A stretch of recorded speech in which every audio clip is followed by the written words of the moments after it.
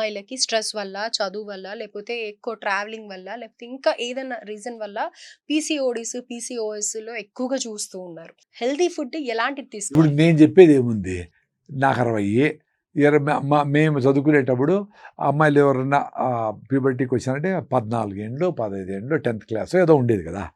ఇప్పుడు ఎందుకయింది అట్లా? ఇన్ని కెమికల్స్ ఎంటర్ అయిపోయినాయి ఫుడ్లో. ఎంత అల్యూమినియం పాత్రలు కుకింగు, పెస్టిసైడ్స్, గాల్లో పొల్యూషన్లో మొత్తం అంతా. జూబ్లీహిల్స్ చెక్ పోస్ట్కి పోతే నువ్వు చీదినావనుకో 2 గంటల తర్వాత నల్లగా వస్తుంది. అంత లంగ్స్లోకి పోయి అక్కడ నుంచి నైట్రస్ ఆక్సైడ్లు, పారాబిన్స్, మొత్తము ఈ షాంపూల్లో, సోపుల్లో అన్ని కెమికల్స్ అన్నీ పోతూ ఉన్నాయి. పాలల్లో, మిల్క్ ప్రోడక్ట్స్లో. మిల్క్ ప్రొడక్ట్స్ అస్సలు తీసుకోవద్దు అంటారు కదా సార్. అంటే దేశీ ఆవులు అడవుల్లో తిరిగి గడ్డి వేసిన ఆవు పాలుతో చేసిన ప్రోడక్ట్లు దొరకవు కదా ఇప్పుడు. అందుకని వద్దంటారు. అన్ని ప్రాసెస్డ్ ఫుడ్సే కదా. ప్రాసెసింగ్ లేదు కదా ముందు. ఈ ప్రాసెసింగ్ అయ్యి ఈ ప్లాస్టిక్లు వాడడము, నాన్ స్టిక్ వాడతాము.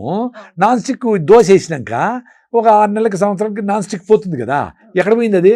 దోశతో పాటు మీ పొట్లకి పోయింది. వేడి టీని చాలామందిని ప్లాస్టిక్ కవర్లు వేసుకొని చూసిన నేను. సాంబార్లను, రసం ఎత్తుకొని పోయి చూసిన. ఆ ప్లాస్టిక్స్ అన్ని దాంట్లోకి వచ్చినాయి. అవన్నీ తింటా ఉండరు. ఇవన్నీ డేంజర్ కదా. ఎంత డేంజరు.